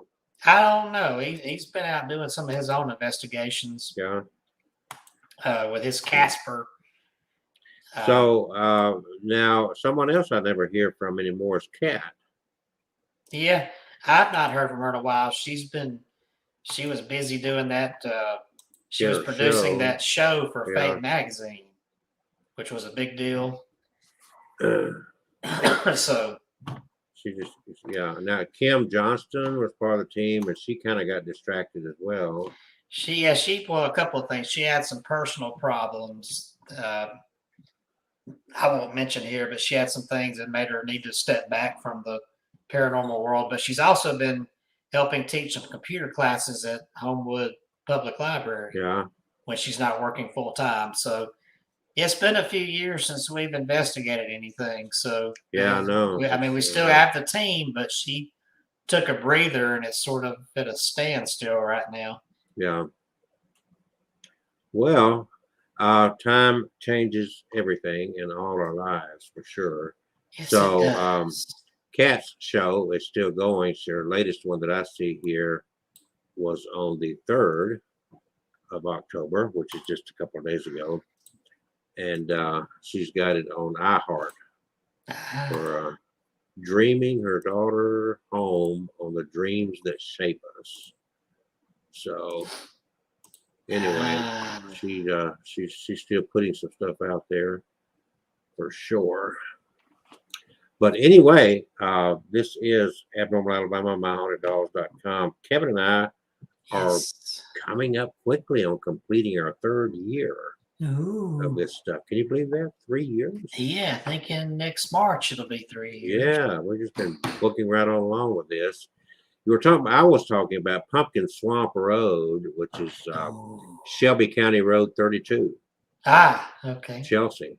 It runs along the Oh. edge of Chelsea. It's purported to have quite a bit of paranormal activity. And again, this comes from Kim Johnston, and she notes that this area was the last refuge of the Muskogee Creek natives in the Oh. area and was later inhabited by pioneer families. Labeling this road the Devil's Corridor, she notes that residents living along the way have experienced the sound of children. Oh, God, wow, playing with it. So you heard children in your backyard. Yeah, my Early, brother did. yeah.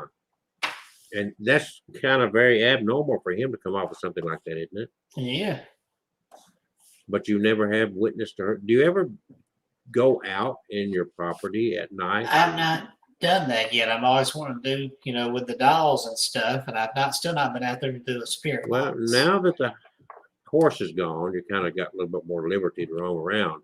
Yeah. I need to come out there with a camera and just follow you around as you do your thing out there, like the old barn and whatnot. That would be interesting. Yeah, it's going to be getting dark earlier here. It's Well, already and getting dark earlier, but You don't we live can get far out from there. you don't live far from County Road 32, do you? I'm trying to think what it is. We got 36 and 39 and 47. I'm trying to think where 32 is. Well, I'm we can not look it sure. up. We can look it up.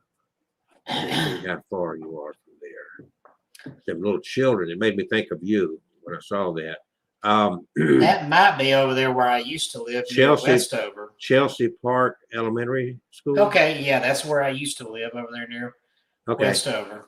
So there you go. Yeah, Kim used to live there too. And she talked about that old children's cemetery that used to looks be there. like it runs between 51 and 48 or 49. Yeah, I know what it is now. Yeah. Okay. So that got my attention because of the children aspect, laughing and playing, and that's what your brother. They also say it's they see shadowy dogs and cats, and a phantom hitchhiker is known. Well, that's the Chelsea Road. That's the Hippie. Okay, so let's tie it together. Those stories can be found in Kim Johnston's Haunted Shelby County, Alabama book that you can find in libraries and everywhere else. If you go up to Elkmont, which is Limestone County, which was where I was raised, up in Athens, Limestone County, Elkmont is up along the Tennessee state line. Robinson Road stretches for a few miles through farm fields and old woodlands. According to the blog Elkmont, Alabama, the road is also home to a legend. During the Civil War, there was a tremendous amount of activity in the area, most centered on a Union fort at the Sulphur Creek Trestle. Legend holds that this road was the scene of the capture and decapitation of a Confederate soldier officer in front of his family by Union troops. As a result, the officer's widow and daughter have been seen riding a white horse through this area, still looking for his head. A Robinson Road resident reported this to the blog, explained that they've seen the apparition while driving the road late at night. The spirit passed through their car and left it cold inside. A report on ghostofamerica.com reveals that a woman driving Alabama 127 nearby had a similar experience with a spirit dimming her headlights and turning off her radio as it passed through. It's possible that those two reports could be related. Ooh. So, do you have another story for us? Yes, I do. I've got one here about the cat's paw in Midland City, Alabama. This is a witchery tale. Now, where exactly is Midland City? I don't know. We could Google that right quick if you want to. Well, you just don't know anything, do you, Kevin? Well, it don't say in the book here. It just says Midland City. It says everyone knew old Mistress Kirkland of Route 1, Midland City, because she lived by herself during the 1800s. She liked to sew and kept her sewing machine by the window. There were no screens on the window, there were no people who had screens on their doors. Mrs. Kirkland had a shutter type window of wood, which she would open at night in the summertime and get the cool breeze if there was any stirring out there. She would set her lamp on a table so the breeze would not blow it out, but she could see to keep sewing. Now, every night, a black cat would come to the open window and meow and annoy Mrs. Kirkland as the cat stood with paws in the window while she tried to sew. She, being a widow, asked some friends to come over one night and see if they could do anything about the cat that annoyed her by staring at her through the open window with his paws on the windowsill. So Mr. and Mrs. Samuel Beverett came over. Mr. Beverett was ready for the cat when the cat appeared and put his paws on the sill. Mr. Beverett had an axe ready to kill the cat. But when he went to kill the cat, the only thing he hit was the cat's paws, which fell off inside the window. Mrs. Beverett picked up the bloody paws and apologized to Mrs. Kirkland for not being able to kill the cat. Exactly a week after Mr. Beverett tried to kill the cat, at the exact time, his hands were cut off mysteriously as if by a witch. He did not even have to see a doctor. They just seemed to begin shrinking and were gone. Now, There that's is your dog. no- That's Becky. There's no Becky. There's no explanation except folks say that a witch did both cuttings, and you cannot fight the power of witches, and you never mess with a witch's cat. So there you go, Alex. A little bit of Alabama witchery there. Well, let's go up to another road. Let's go Another back road. up. Let's go back up to my home county of Limestone, Athens, County Road 81, Richard Martin Trail. After Union forces captured much of northern Alabama in 1862, forts were built to protect strategic points, particularly railroad bridges and trestles. In 1864, Confederate forces under General Nathan Bedford Forrest attempted to sever rail lines through the area and attacked the fort guarding the trestle at Sulphur Creek. However, this fort had a fatal flaw. It was constructed below the adjacent hills. This flaw allowed the attacking Confederates to pour fire into the 1,000 Union troops within the rudimentary fort. General Forrest demanded and was granted the unconditional surrender of the Union forces there. The fort and the trestle were promptly destroyed, and the battle entered the annals as the bloodiest battle fought in North Alabama. Union forces lost some 200 men, while Confederates only 40. When the railroad abandoned this historic rail line through Limestone County, the City Department of Parks and Recreation acquired rights to this segment for use as a 10-mile rails to trails trail, marking it with plaques providing the story of the battle. Numerous visitors have had strange experiences here. One gentleman felt a searing pain in his buttocks. Did he get spanked? Similar to the feeling of being shot, though the pain disappeared after he left the area. I wonder if he had a hand mark on his butt. A couple passing through felt an odd tingling and saw flashes of light, while a group of children here felt a chill and heard a voice calling orders to spectral troops. You can go and you can find hauntings without even entering a house or a building. They're everywhere. They're everywhere. Carl Green says, should be some real intense Union ghosts. There are very intense Union ghosts.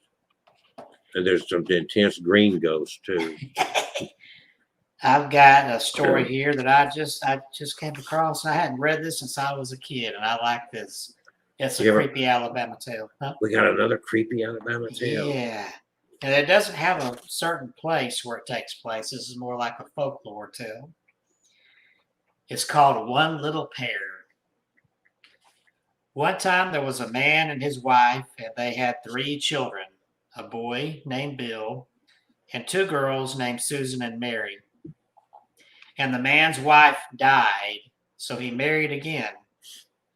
He didn't know it, but he married a very wicked woman. Well, one day, the stepmother told the children that she was going to town. On the farm were a lot of pear trees, and the stepmother said, "If any of you pull a pear, I'm going to take you out to the chop block and cut off your head." Shortly after the stepmother left, a poor, hungry man came by and said, "I'm so hungry, please give me a pear to eat." Little Mary said, "No, my mother will chop off my head if you do." But Brother Bill said, "No, my mother will chop off my head." But Susan, little Susan, dear little girl that she was, slipped around and gave the poor man a pear, thinking that with so many, one would never be missed, surely, on that pear tree. But the wicked old stepmother was hiding, watching the pear trees.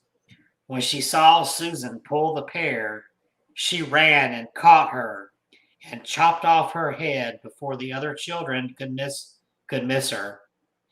She buried Susan's body under the doorstep, under the front porch there, and her head was buried in the garden. Mhm. That night, Father asked, "Where's little Susan?" The stepmother said, "She has gone to spend the night with her grandmother." Later, Father sent Mary out to the garden to get some onions for supper. As Mary started to pull up the onions, a little voice, seemingly coming from the earth, cried out, oh, sister, don't pull my hair, for mother has killed me for pulling a little pear." Frightened, scared, Mary rushed back into the house and told her father that she could not get the onions. So Father said, "Bill, why don't you run out to the garden and get some onions?" So Bill ran out to get the onions, but when he started to pull up the onions, a voice cried out, oh, brother, don't pull my hair, for mother has killed me for pulling a little pear." So Bill was frightened and he jumped and ran back to the house crying and told his father, "I can't pull up the onions." Father replied, "Okay, I'll go and get the onions."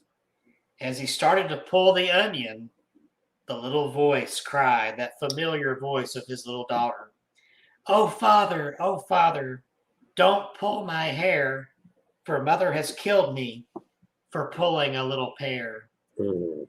Angry Father rushed back to the house and told the stepmother, "Get out there and you get the onions." As the stepmother started to gather the onion and she pulled on a particular onion, the voice cried out, old devil, don't you pull my hair, for you have killed me for pulling a little pear."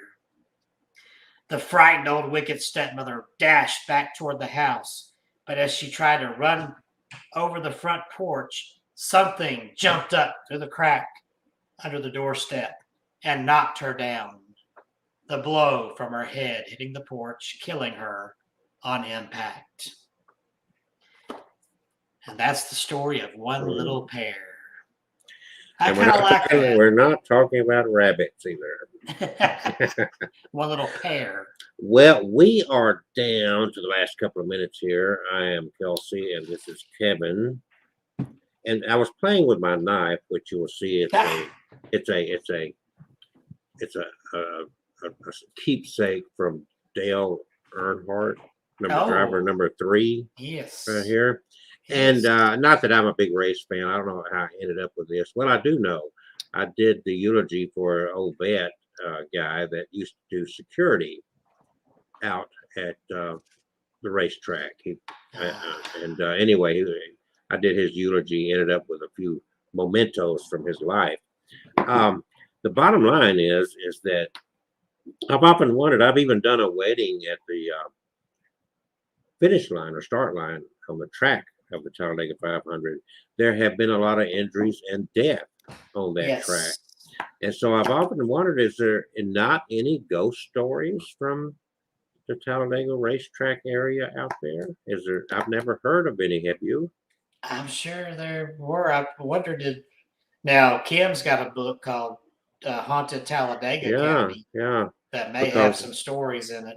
Yeah, I mean, yeah. So that's a curious thing. If anybody knows and has any stories, I'd certainly like to hear them. I bet on cold winter nights, if you look out there and listen, you can see the ghost of one of the race car fans spitting tobacco. Hey, guzzling his beer belly hanging out. A train bound from nowhere, met up with a gambler. So this has been Abnormal Alabama on a Tuesday night, where Kevin and I have been coming close to wrapping up our third solid year of doing this abnormal stuff. Kevin's over there snorting. Yeah, I'm wearing my scarecrow mask. You look scarier without it. Trust me. Hey, booga, booga, booga, booga. So thank everybody for having joined us tonight. All these shows are archived on Facebook, Abnormal Alabama, on My Haunted Dolls, on Facebook, and also on YouTube. Join us. We share. If you join us on our Facebook page, share your stories. We like to hear your stories. If you have any fascinating, interesting, good stories, we'll invite you on the show and let you tell your story to our listeners. And our favorite listeners are myself and Kevin. So anyway, Carl Green, thank you for sharing us, joining us. I can't talk tonight. I'm very and you can never talk.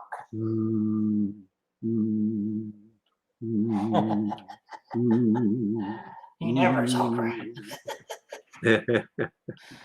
So we'll have even more stories on the. Remember, on Halloween, I'll be doing weddings, but Kevin, I have 2 weddings on Halloween weekend. Kevin's going to be up in Connecticut. I'm going to be in Connecticut. And visiting I'm hoping Annabelle and Kayleen and Chip. Yes. And I hope that you do some live streaming from up there. I hope so. I hope they'll let us do that. Don't ask, just do it. Just go in. I'm gonna get one of those little cameras and put it there. I've got some. You want me to give you one? I've got several. I'm gonna get one. Seriously, I've got a whole box of them. Yeah. Oh, I can stick it in. I'll never know. It may not be live, but it'll be something. I can post it later that night. I don't think they'll mind. But I think I can get in there with live and. But if you want one of those, do it. you just have to remind me to get you one of those ink pens. So it's gonna be. It does audio and video. Yeah, no, I've seen it. So anyway, I bought several years ago. Okay, that's our big show, folks. We're already look at that. He looks like a pig. He don't look like a scarecrow. The scarecrow. See the stitches down there. Say good night, Kevin. Say good night, Kevin. Good night, Kevin. This is the Exorcist. In the name of Jesus, you are healed. You are healed, Kevin. Right there, Sparky. You're healed. He's healed. Are I'm you healed? healed. Okay. Okay. Good night. I'm healed.